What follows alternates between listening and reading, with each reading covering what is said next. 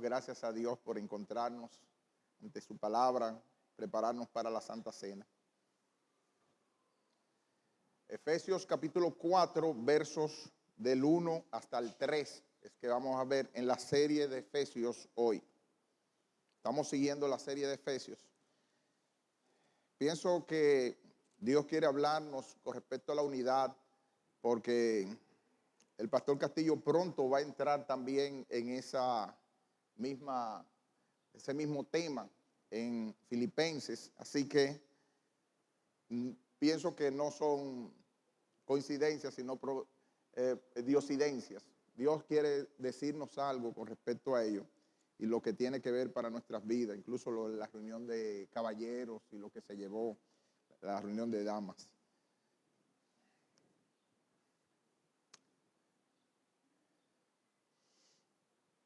En Efesios capítulo 4 no vamos a leerlo ahora, sino vamos a introducir el tema en el pasaje de hoy. En su libro Virtudes para Niños de William J. Bennett nos dice: Holanda es un país cuyas tierras se encuentran bajo el nivel del mar. Hay unas gruesas paredes que se llaman diques, como el que está aquí abajo, que impiden que las aguas del Mar del Norte penetren tierra adentro y lo inunden todo. Durante siglos, los holandeses han trabajado duro para mantener la seguridad de los muros y así conservar su país seco y salvo. Un niño de 8 años llamado, alguien dice Hans, otros le dicen Peter Brinket, caminaba para llevar un encargo de su madre a un hombre ciego cuando vio que de una pared salía un chorrito de agua. Peter enseguida se dio cuenta del peligro. Si el agua sale por el diminuto agujero, este se va ensanchando y todo el país se va a inundar. Lanzó su ramo de flores y descendió hasta la base del dique y se introdujo el dedo en el pequeño agujero y dijo: oh, el agua dejó de fluir. Las aguas furiosas no pueden pasar. Puedo contenerlas con mi dedito.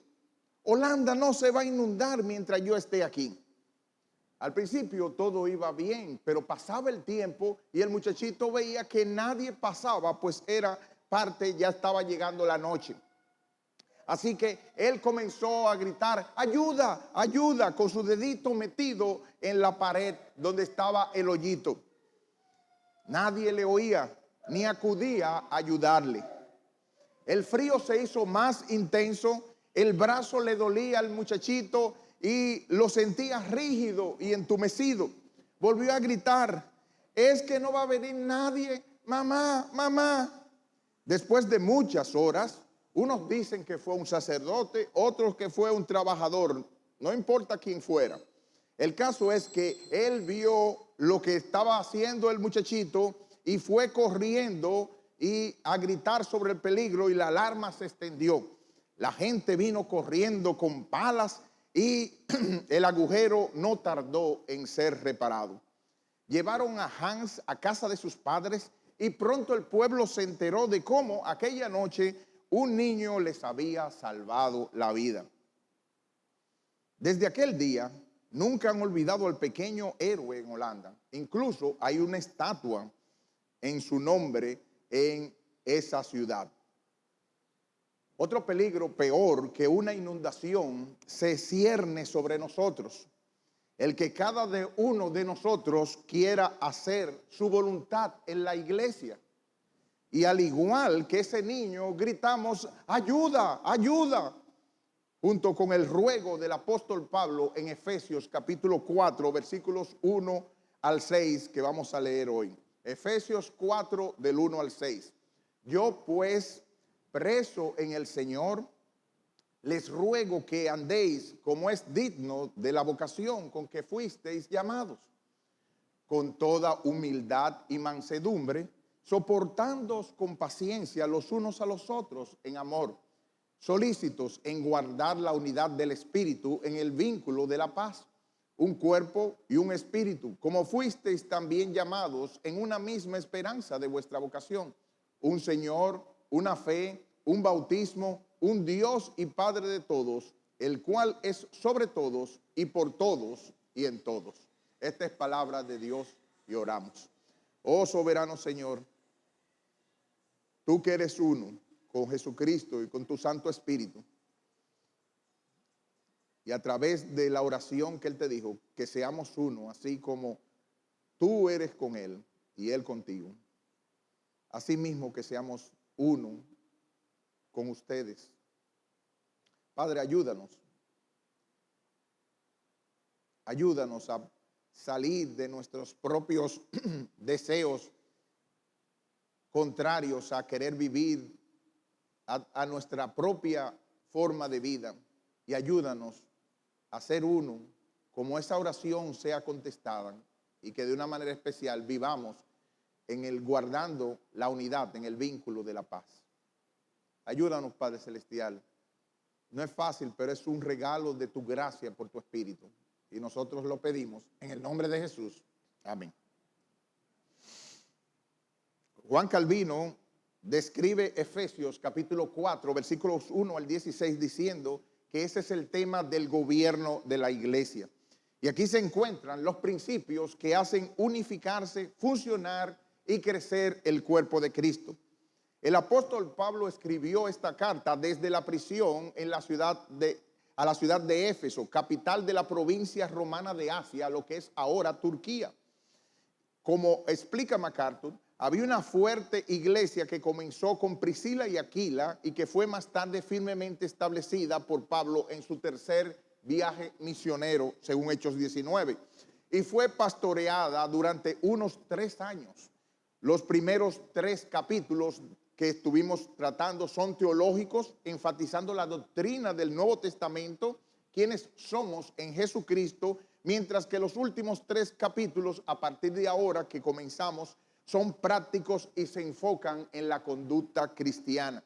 Quizás sobre cualquier otra cosa, esta sea una carta de aliento y amonestación escrita para recordar a los creyentes de sus invaluables bendiciones en Jesucristo. Y no solo para estar agradecido por esas bendiciones, sino también para vivir de una manera digna de ellas. Y eso es lo que Pablo está pidiendo, que vivamos conforme a la vocación, de acuerdo a esa dignidad, a como nosotros hemos estado viviendo y como debemos vivir a la altura de la dignidad del Evangelio. Y esa dignidad es unidad. Y en primer lugar vamos a ver un llamado a la unidad. Versículo 1. Yo pues, preso en el Señor, os ruego que andéis como es digno de la vocación con que fuisteis llamados. Estos versículos muestran la preocupación principal de Pablo cuando escribió la carta: lograr la unidad de la iglesia en Éfeso. Resolver la tensión entre miembros judíos y gentiles era el reto principal de las iglesias del primer siglo, porque su mentalidad, sus estilos de vida, sus normas de conducta eran muy distintos. Cada grupo se sentía superior al otro y los prejuicios y odio brotaban después de siglos de vivir separados entre ellos. Por eso Pablo insistía que todos los creyentes de cualquier trasfondo disfrutan de la misma posición espiritual y celestial. Sin la gracia de Dios, nadie puede recibir el perdón. Yo no sé cuántos de ustedes se recuerdan, a todos nos pasó, cuando jovencitos o más pequeños nos peleábamos como hermanitos, ¿no? ¿Verdad? Siempre habían unos pleitos fuertes. En mi casa, yo creo que parte de la televisión se llevó en una de las peleas de eso, de varones, de hermanos. Siempre había una forma de pelea. Y hasta el screen del colchón también se rompió en otra ocasión. O sea, siempre existía la manera de algunos problemas entre hermanos y pleitos entre ellos. Normalmente, ¿cómo era que los padres nos hacían las paces? En algunas veces una pela a cada uno de ustedes, y después de una sotaína o después de una pela, casi siempre decía, en lo que todos nosotros hemos escuchado: ahora Ah, ustedes estaban ahí también. Ahora, abrácense como buenos hermanitos y pídanse perdón. Ay, qué cosa más fuerte era ese. Pero normalmente entonces lo que uno hacía era que hasta se abrazaba así, mirando así. Esa era la manera como existía donde nosotros hacíamos. Ahora, esto que está pidiendo el apóstol Pablo es mucho más que esto. Hoy tenemos la mesa de la comunión que nos llama a la unidad, la mesa de la Santa Cena. Esa mesa grita desde la cruz, como Jesucristo dice en San Juan 17, 21, que le pide al Padre que todos sean uno, que dejemos de ser llaneros solitarios, que seamos uno. Pablo podía exigirlo, pero viene como un ruego. Fíjense cómo él dice, yo los ruego como preso en el Señor. Y en el original comienza como ruego. Les ruego. Esa es la idea. Cuando en el original aparece una palabra primero, casi siempre es el énfasis que quiere dar el autor en lo que está ocurriendo. Así que el pastor Castillo también hablará de los próximos mensajes en Filipenses de esa unidad. Pero Pablo, en vez de gritar exigiendo algo, viene bajito, viene rogando, viene como un ruego por abajito, pidiendo la unidad. La unidad, y esa palabra rogar es una palabra especial en el original griego. Esa es una palabra que quiere decir paracaleo. Eso es de para, al lado. Eso es, como dice Vine, es el verbo más frecuente con ese significado y denota literalmente llamar al lado de uno y de ahí llamarlo en auxilio de uno.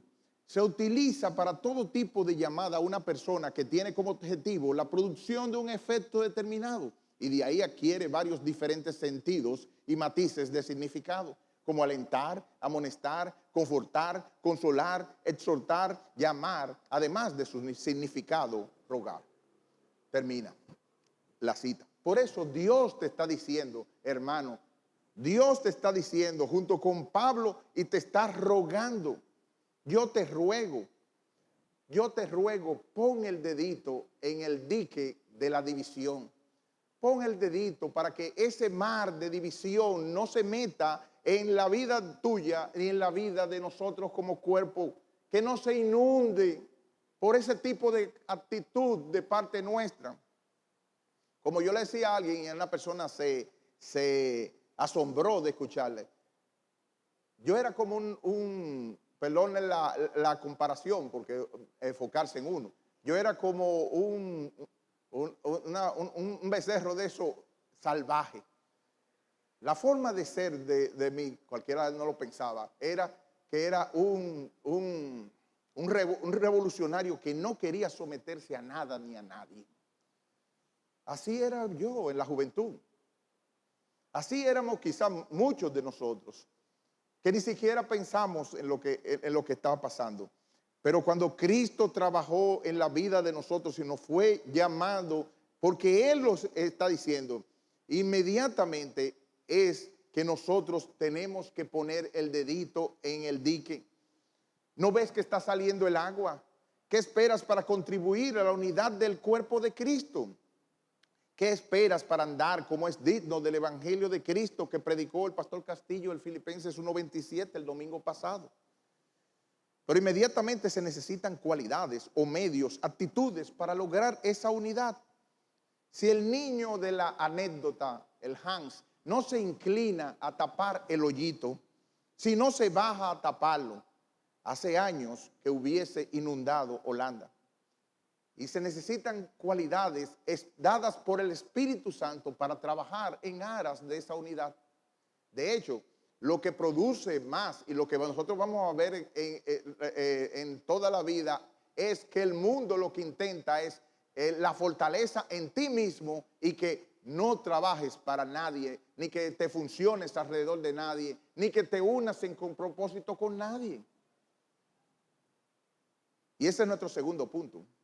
Las cualidades o medios para ayudar a la unidad, versículos 2 y 3. Con toda humildad y mansedumbre, soportándoos con paciencia los unos a los otros en amor, solícitos en guardar la unidad del Espíritu en el vínculo de la paz. Según este punto, hay al menos 5 cualidades que necesitamos para contribuir a la unidad. Así como llevaron palas y llevaron mezcla, una especie de mezcla para tapar ese hoyito, si nosotros no tenemos esas 5 cualidades que nos dio el Espíritu Santo, no vamos nunca a tapar el hoyito de la división en medio de Iglesia Fundamento Bíblico ni en medio de otras personas. Vamos a querer ser como chivos sin ley. Vamos a querer tener el estilo de Jerónimo con el hacha. Vamos a querer seguir destruyendo todo lo que está a nuestro paso y vamos a incluso afectar a nuestras familias, a nuestros esposos, a nuestras esposas, a nuestros hijos o a nuestros padres. Así que la primera de esas cualidades, así como que se necesita para tapar un hoyo, se necesitan cierta mezcla de cemento y ciertos elementos, necesitamos esas 5 cualidades para poder hacerlo, si no, no vamos jamás a poder trabajar para tapar la división dentro de nosotros mismos y la iglesia. La primera, según el pasaje, es la humildad. La humildad es una palabra compuesta de tapeino prosine. O sea, es como la idea de humillarse y postrarse y a la vez ponerse como si fuera una alfombra. Es una palabra compuesta de nivelarse, de allanarse, de rebajarse, de postrarse a la vez. Y esta cualidad no era un ideal deseable en el mundo griego. En el clásico es algo que le decían ellos, en el clásico griego, es una bajeza de espíritu. O sea, un don nadie, como quien dice. Humillarse, para ellos era imposible y era una pérdida de dignidad personal.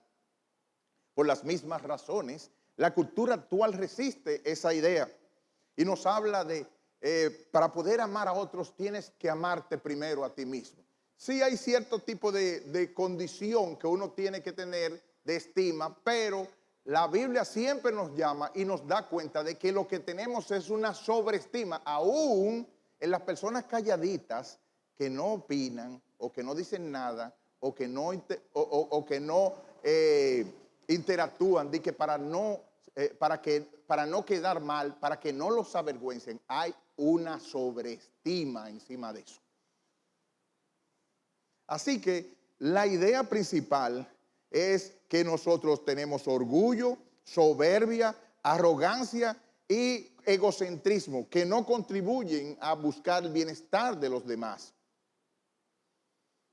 La humildad y la mansedumbre para los cristianos y los hebreos son cualidades deseables y necesarias.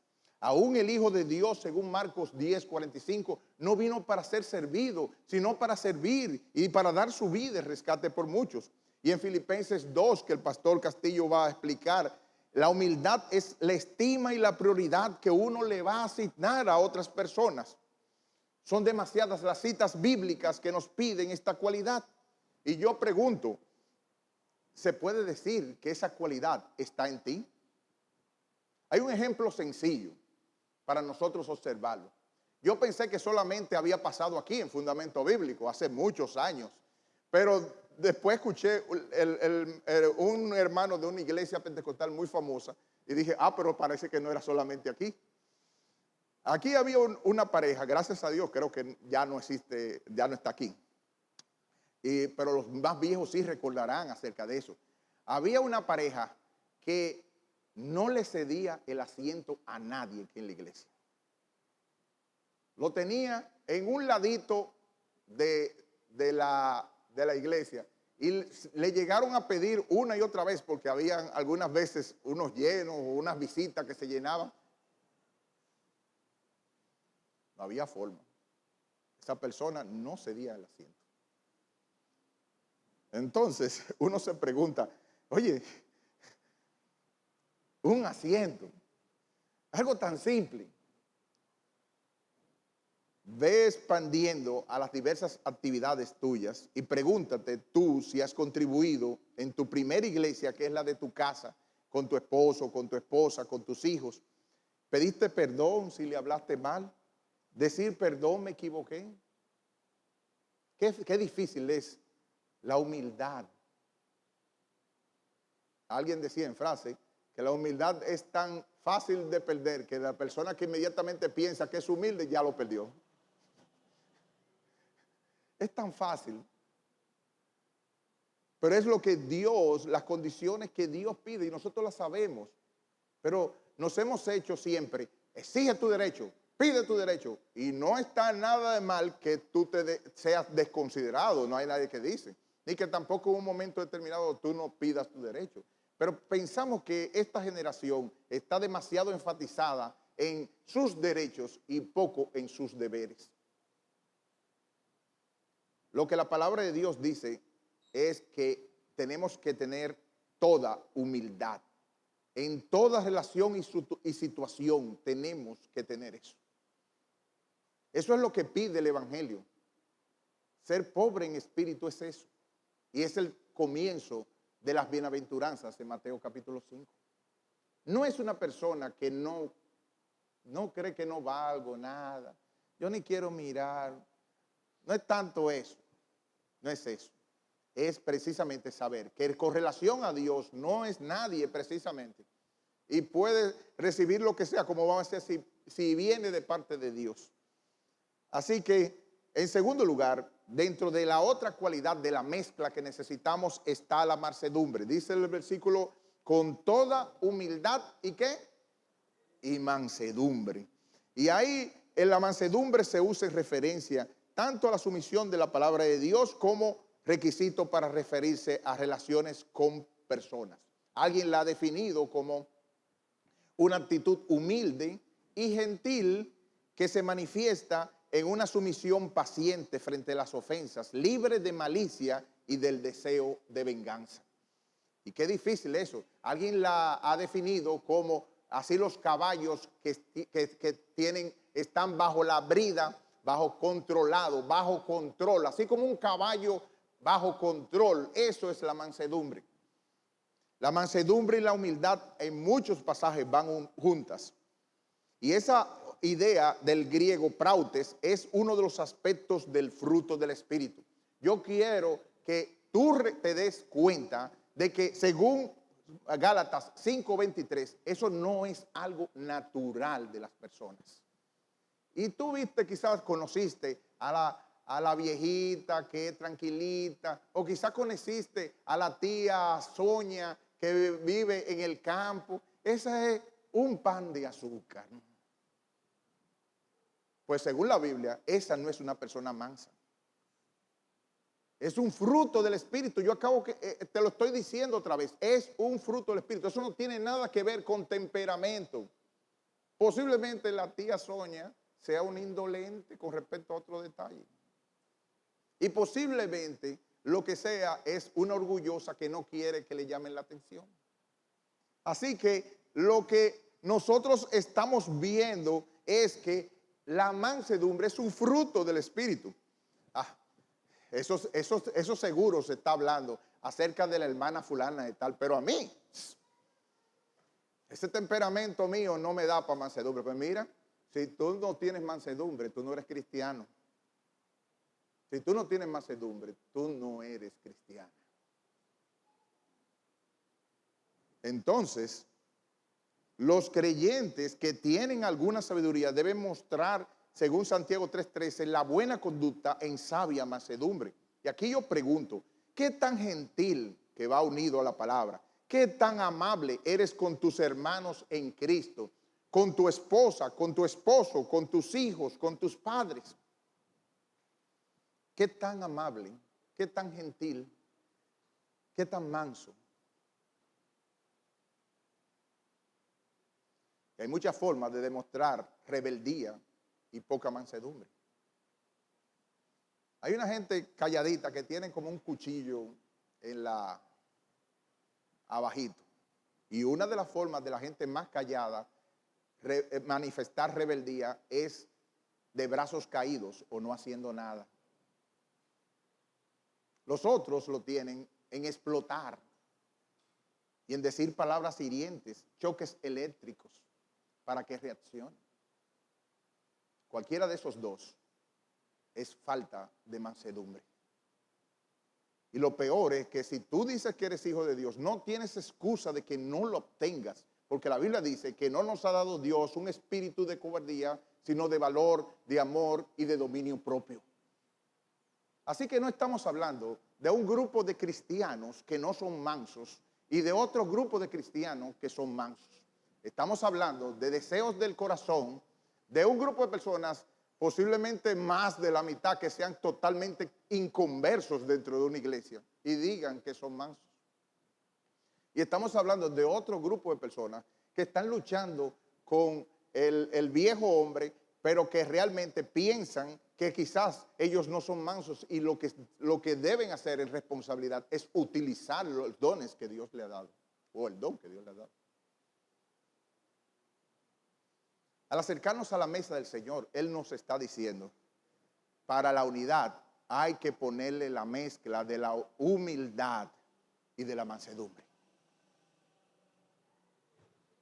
Y acercarse aquí, como dice el pastor Misael, no para alejarse de Dios. Tú ves, por eso es que yo no voy a la cena del Señor, porque es que yo no soy así. No es eso. Es reconocer quién yo soy y correr a la cruz, porque es predicarnos el evangelio, como se estaba hablando ayer y se está hablando hoy. El evangelio es que nosotros no podemos alcanzar. El evangelio es que nosotros no podemos cumplir las normas como todas las que Dios quiere.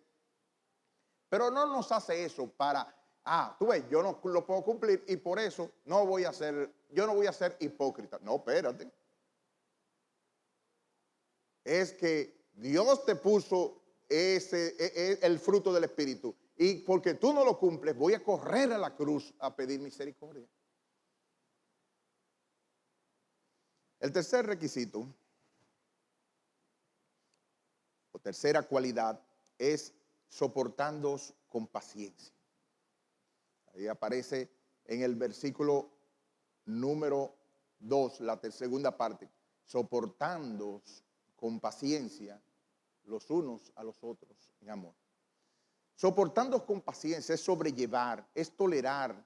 Y la idea es, esa paciencia, hay formas de la palabra paciencia, ahí es, se ha hablado mucho de eso, macrotumía, largura para enojarse. Y asume que alguno ha ofendido al creyente. Los cristianos no siempre se tratan con sabiduría, bondad y gentileza. El sustantivo, dice un autor que aparece en esta frase, significa longanimidad, o sea, capacidad de soportar por mucho tiempo el agravio. Nosotros imitamos a Dios eso, que es lento para la ira y grande en misericordia. Tú ves, eso es Dios. No, pero dice que también es un fruto del Espíritu. ¿Qué pasó? Así que el hombre debe seguir el ejemplo de Dios ejerciendo la paciencia como los demás. Pablo testificó que Dios le mostró longanimidad antes de su conversión. Y la paciencia de Dios con nosotros nos enseña a tener longanimidad cuando otros se ofenden.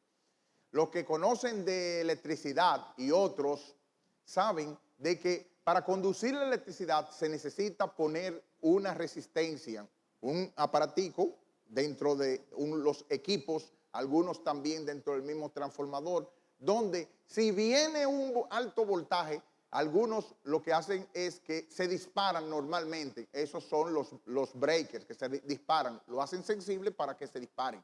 Pero hay otros donde debe resistir un voltaje necesario para que entonces pueda seguir el equipo. Y esa es la idea de soportándoos con paciencia.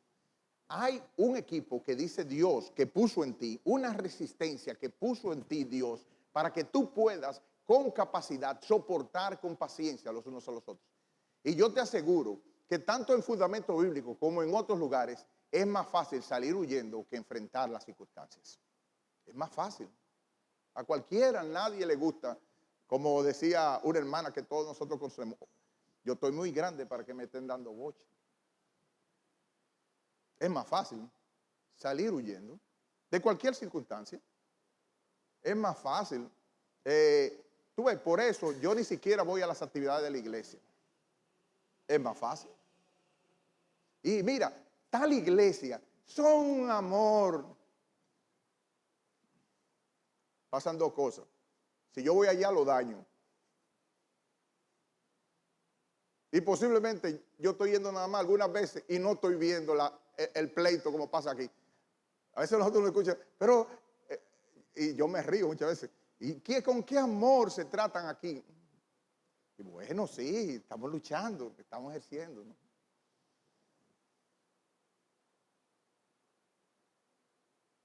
Es más fácil como marido sacarle el pie a una esposa que comenzar en amor y conversar en mansedumbre, humildad, para soportarse con paciencia. Es más fácil, como lo han hecho o lo hemos hecho muchas veces los maridos dominicanos. Es más fácil hacer que oíste que no oíste, salir por ahí, dejar la circunstancia sin conversación, porque el apellido tal no es fácil. Cuando esa muchacha hay que dejarle el paso. Es más fácil utilizar métodos no cristianos para malo, malo y medio. Es más fácil utilizar todos los métodos no bíblicos, pero al final será desastre, división, porque donde hay celos y contención hay toda obra diabólica y perversa. Y nunca va a terminar al final en nada bueno. Pero si él o ella no me tratan con humildad ni cosas, ¿por qué yo tengo que hacerlo? Porque Cristo te lo está pidiendo.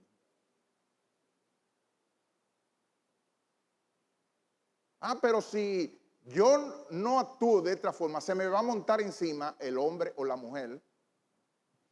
Trabajamos en fe y en gracia, como dice 1 Pedro 3, esperando en Dios, estando sujetos a los maridos y los esposos tratando con humildad y mansedumbre, amando a sus esposas. Como nos hemos dado cuenta, es imposible. Pues claro que sí, se necesita la Dios, Espíritu Santo para eso.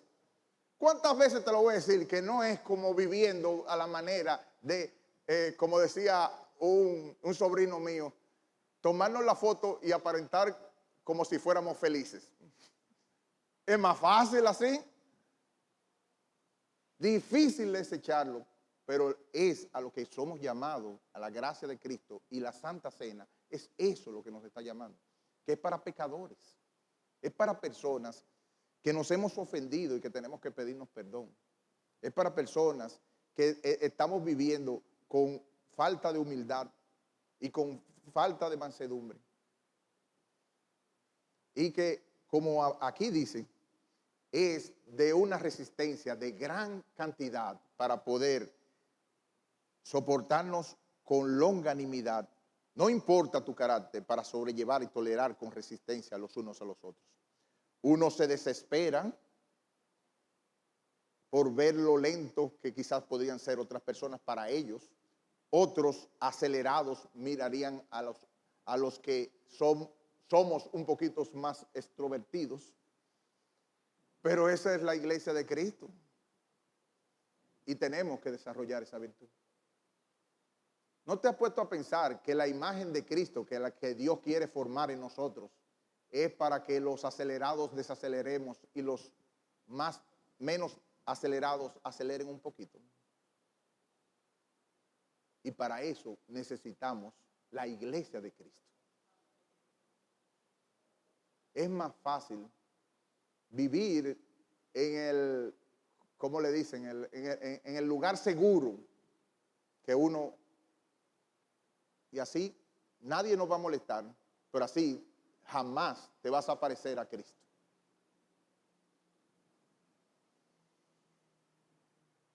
Por último, penúltimo dentro de eso está las cualidades del amor. Y aquí dice, solícitos, soportando con paciencia los unos a los otros en amor. Versículo 2, en amor.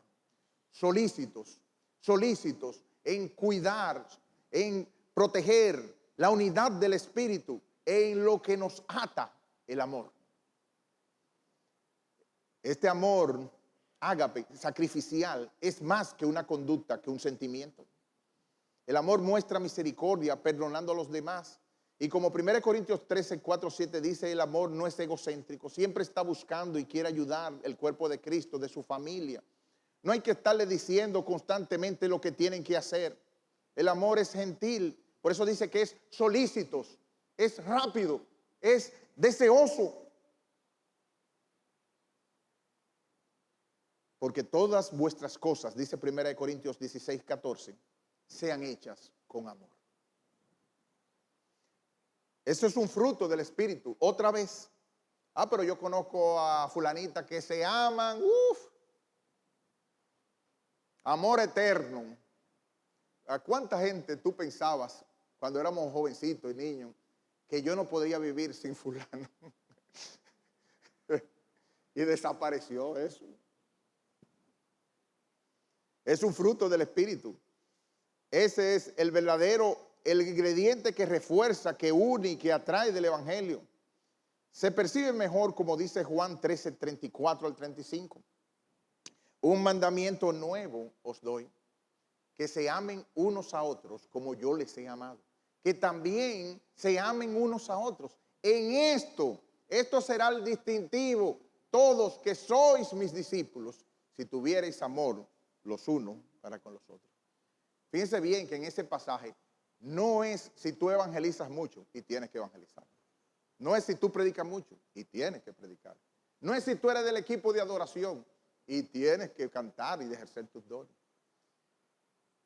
Lo que va a demostrar, y Francis Schaeffer dice que este versículo le da al mundo la posibilidad de decir, ellos inconversos, si somos sus discípulos o no. Ese es el papel de tornasol. Todos hicieron práctica con el papel de tornasol. Los muchachos de la universidad, ¿cuáles son? Levanten la mano los que hicieron estudio de papel de tornasol. Que cogíamos un papel donde le echaban una sustancia, si era un ácido o una base, y cogía un color amarillento y otro, creo que era medio rojizo o medio verdoso. La idea era, así sabíamos la muestra de si era un ácido o si era una base. Entonces, Cristo dice, según este pasaje, que los inconversos pueden decir si nosotros somos discípulos de Cristo o no, si nosotros nos amamos los unos a los otros. Si somos ácidos o bases, si somos cristianos o no, con nuestro hermano, con nuestros esposos, con nuestras esposas, con nuestros hijos y con nuestros padres. Si se pusiera el papel tornasol de tu vida y se echara para probar que de verdad tú amas a los hermanos, ¿qué diría? Que tú amas a tu esposa, que tú amas a tu esposo, que tú amas a tu padre, que tú amas a tu hijo. ¿Qué diría? Estamos ante la mesa del Señor y es donde tú tienes que revisarte. Y esa es la manera donde tú puedes decir, tú ves, yo no soy cristiano. No es eso.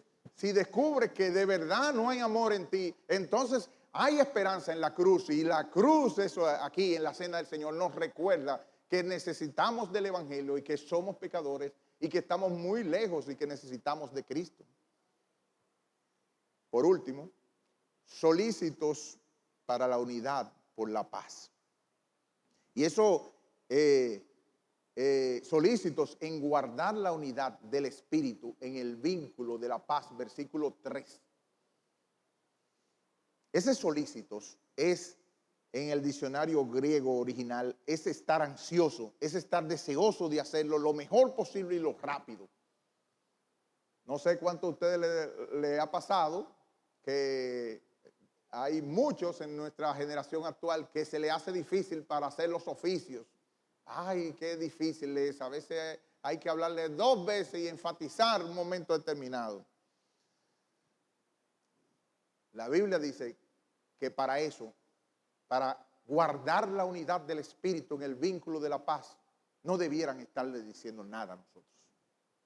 Que tenemos que estar solícitos, que tenemos que estar ansiosos, deseosos de hacerlo lo mejor posible y lo más rápido. La Biblia de las Américas traduce eso, esforzándose, esfuércense. Ninguna de estas palabras indica pereza cuando me salga el deseo. ¿Qué cosa debemos preservar y guardar? Dice aquí, la unidad del Espíritu, como así traduce la Biblia de las Américas, traduce atadura. Lo que amarra una cosa o varias entre sí, especial con cuerdas, con sogas anudadas, y esa es la última de las cualidades que ayudan. La paz es el ser pacífico, como dice Romanos 14, 17 al 19.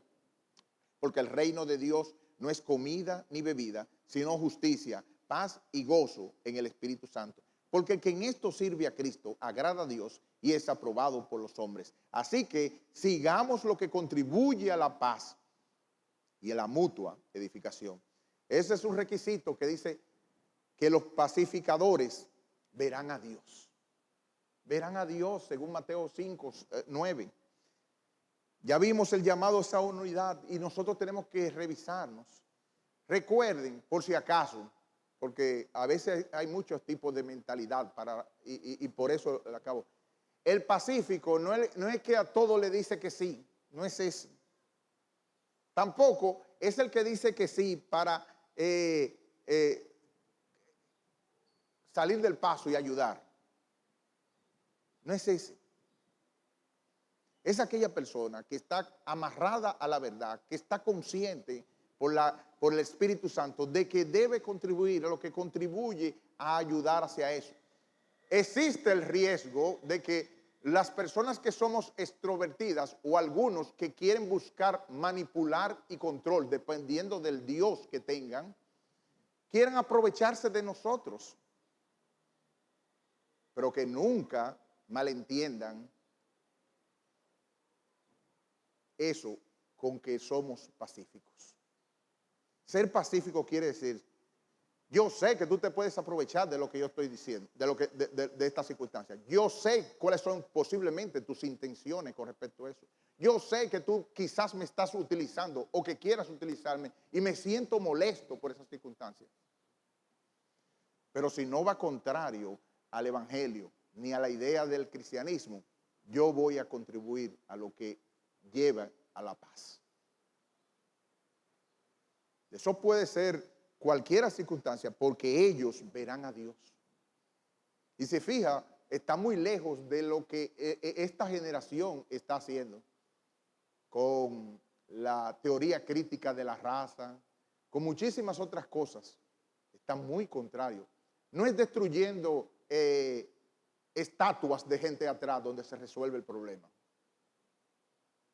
No es quitarle los nombres a las otras personas que es donde se resuelve el asunto.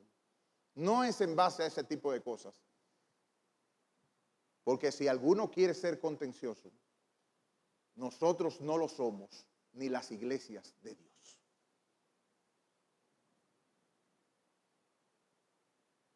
Ya vimos ese llamado a la unidad en primer lugar. Vimos las cualidades que contribuyen a la unidad. Y para acercarnos a la mesa del Señor vamos a aplicar de la unidad.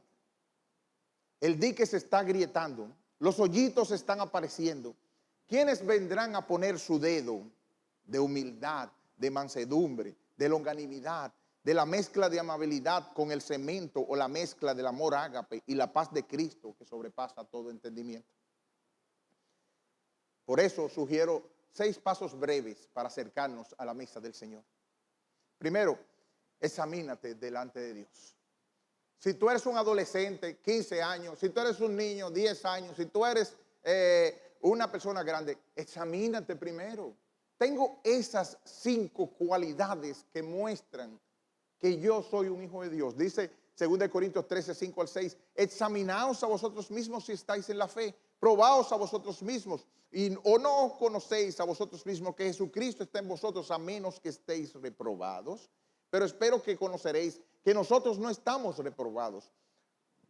Una de las mejores maneras de fomentar la humildad es enseñar y predicar constantemente la gracia de Dios. Cuando el cristiano se dé cuenta en lo más profundo de su ser que es un rebelde pecador y que no merece que Dios le haya rescatado, entonces dejará de sentirse superior a los demás. En segundo lugar, si al examinarte descubres que no ha existido humildad para andar como es digno, entonces pide perdón. Pide primero a Dios, después a los afectados, como dice Mateo 5, 21 al 24. Oíste que fue dicho de los antiguos, no matarás, y cualquiera que matare será culpable de juicio. Pero yo les digo que cualquiera que se enoje contra su hermano, su esposo, su esposa, será culpable de juicio, su hijo. Y cualquiera que le diga necio a su hijo, cabeza hueca, será culpable ante el concilio. Cualquiera que le diga fatuo quedará expuesto al infierno del fuego. Por tanto, si tú traes tu ofrenda al altar y allí te acuerdas de que tu hermano tiene algo contra ti, deja allí tu ofrenda delante del altar y anda, reconcíliate primero con tu hermano y entonces ven y presenta tu ofrenda. Hay muchos que nos hemos maltratado durante esta semana. ¿No sería bueno tomar la Santa Cena y después de ello acercarnos a donde ese hermano, incluso a nuestra casa, y si tenemos que pedir perdón a nuestros hijos? No decir excúsame, no, esa es la forma política, cortés que quisiéramos decir, en vez de decir perdóname, fallé. Pero es que tú eres, no es, esa no es para eso. Es para nosotros decir perdóname. No debía haberte hablado de esa manera. 3. ¿Estás creciendo en mansedumbre? Dice Santiago 3:13 que lo muestra en sabia mansedumbre. ¿Lo pueden atestiguar tus hijos o tu familia? Tú mismo te tienes que examinar si estás creciendo en mansedumbre. 4. ¿Cómo está la amabilidad, la longanimidad, la tolerancia? ¿Te pareces cada vez más a Cristo? Dice primera de Pedro 2, 21 al 23, que ese es nuestro modelo y por el cual nosotros vemos.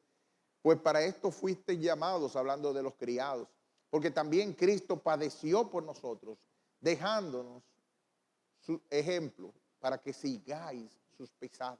¿En qué? El cual no hizo pecado, ni se halló engaño en su boca, quien cuando le maldecían no respondía con maldición, cuando padecía no amenazaba, sino encomendaba la causa al que juzga justamente. ¿Cómo está eso?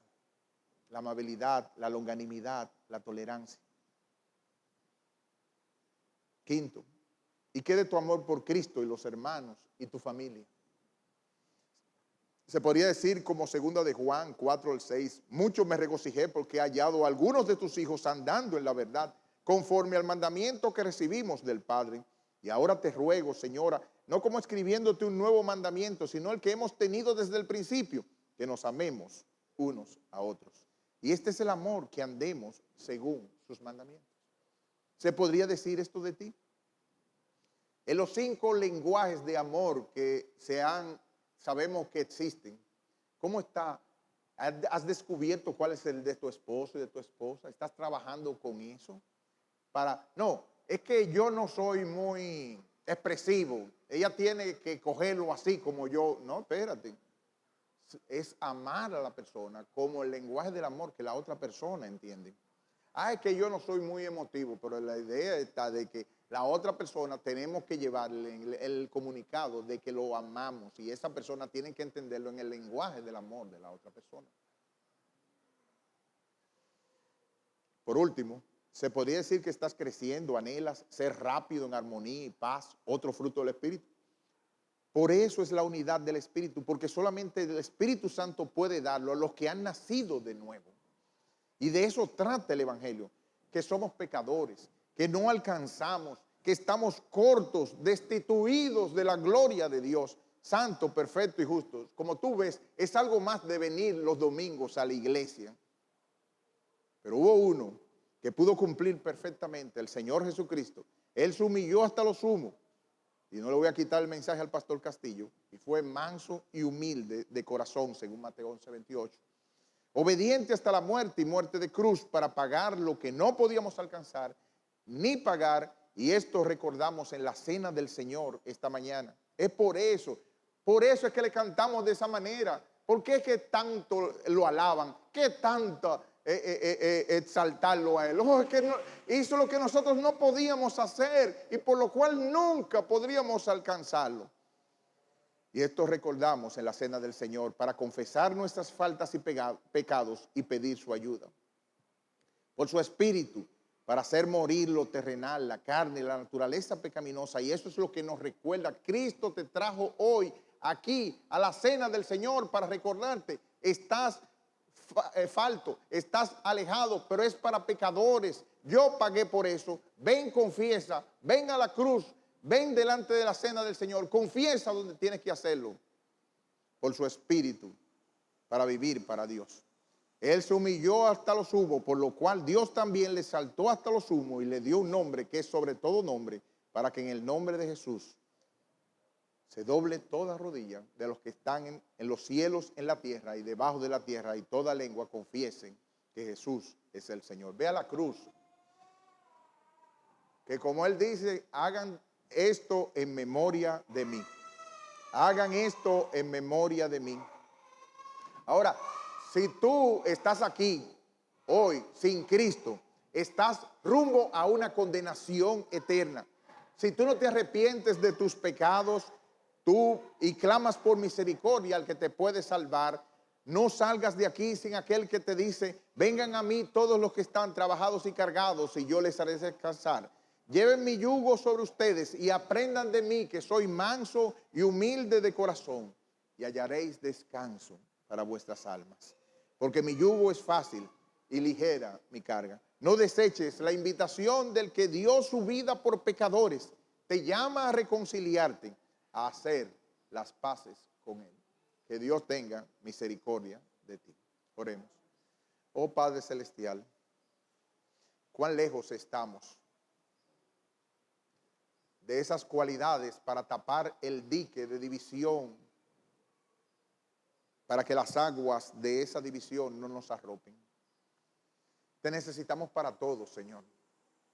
Somos rebeldes de nacimiento, contrarios a tu ley.